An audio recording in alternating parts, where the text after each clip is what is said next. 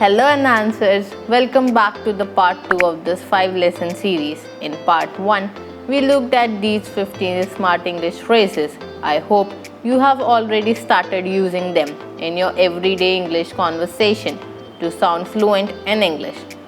Today, I have 15 more smart English phrases with example sentence to help you speak English fluently and confidently. So let's get started. The first phrase I have for you is didn't make it. It means you were unable to do something or succeed in a particular activity. For example, 2 of our team members didn't make it to the finals. Next, at number 2, we have I really appreciate it. It means that you are aware of something or you understand that something is valuable. This phrase is an advanced way of saying thank you to someone. Also, you can further demonstrate by using this phrase that you not only recognize the person's effort to help you, but also you are extremely grateful for their help. That means you are not only appreciating what was done, but also who did it. For example, I would really appreciate it if you can come to my party. Number 3, we have I can't complain.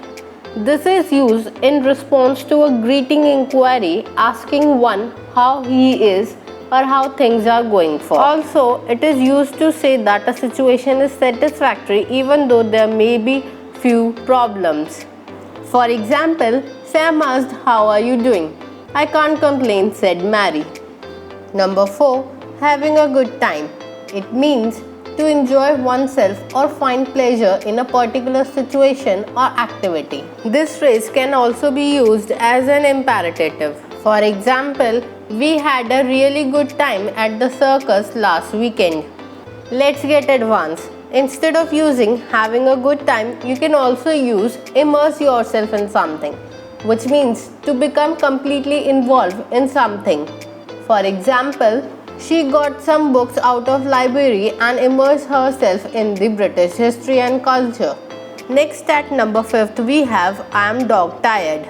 This phrase is used to emphasize that you are extremely tired or physically exhausted, and you go right to sleep as soon as you are in bed. For example, I'm always dog tired after a day at amusement park. Next, at number 6, we have come again. Well, it is used to ask someone to repeat or explain something they have said because you have not heard or understood. Also, it is a casual version of beg your pardon. For example, I had to ask him to come again because he had started to speak very softly suddenly. At number 7, we have to tell you the truth. This phrase is used to indicate that you are telling someone something in an open and honest way without trying to hide anything, or saying what you really think or feel. For example, I can only guess what it costs to her to tell you the truth. Or, to tell you the truth, English is an easy language to learn and you can enhance your English only by practicing with us. As I am giving you an example sentence, why don't you pause the video and write a sentence in comments using these phrases?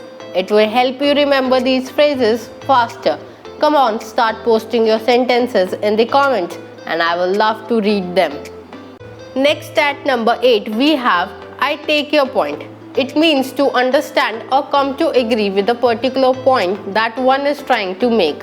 In short, this phrase means you made a valid point.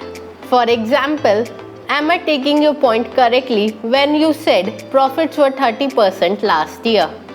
Let's get advanced. Instead of using I take your point, you can also use the penny drops. This phrase means that someone finally understands something after not understanding it for a long time. For example, she looked confused for a moment, then suddenly the penny dropped. Next, at number 9, we have around the corner. This phrase is used when you mean that something will happen very soon. Also, you can use this phrase when you hope something will get better with time. For example, I'm feeling a little depressed at the moment, but I'm sure good times are just around the corner. Next, at number 10, we have count to 10. It is a common anger management technique used to calm a person down in a heated situation before they do anything wrong or in rush. Also, it can but doesn't necessarily means to literally count to the number 10. For example, I know your boss said some unfair things about you, but just go count to 10 so you don't end up saying something that gets you fired. At number 11, we have you are growing up really well. You can use this phrase with someone when they behave in an adult way, often when they are still in fact a child. For example, my nephews are growing up really well. Next at number 12 we have I'm only being silly. This phrase is used to tell someone that you are being foolish or embarrassed that people will laugh at you. For example, my best friend tells me that she is only being silly about her breakup. At number 13 we have paint the town red. It means to celebrate and have a wild time by going out and drinking a lot. In short, it means to enjoy yourself. You can use this phrase when you are so happy that you can do anything for anyone. It can also used to express the need and want to surprise and gain the attraction of opposite gender. For example, we are getting all dressed up next week and we are going to paint the town red. Next at number 14 we have there is nothing to add on. It simply means that there is nothing much to it and you are emphasizing how simple you think something is. For example, I have been trying to write this essay all day and I have nothing to add on in it. Let's get it once. Instead of using there is nothing to add on, you can also use I rest my case. I am 100% certain that you must have ever heard this phrase in movies or web series. This phrase is used when you believe that something that just happened or being said proves that you are right or telling the truth. I rest my case is used by lawyers in the law court when they have finished the explanation of their case. For example, all the evidences point towards the defendant's guilt and I rest my case with it. Lastly, at number 15 we have taking everything into account.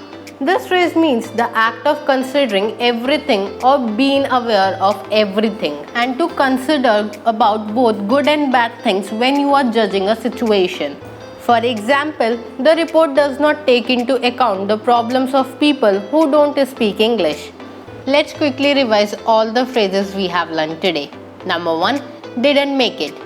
I really appreciate it. I can't complain. Having a good time. I'm dog tired. Come again. To tell you the truth. I take your point. Around the corner. Count to tell. Growing up really well. I'm only being silly. Paint the town red. There is nothing to add on. Taking everything into account. Well, that's all for today. I hope you found this video helpful, and if you do, like the video, subscribe to our channel and hit the bell icon to never miss an update from us. Thanks for watching. See you soon with the next part. Till then, keep speaking, enhancing and smiling.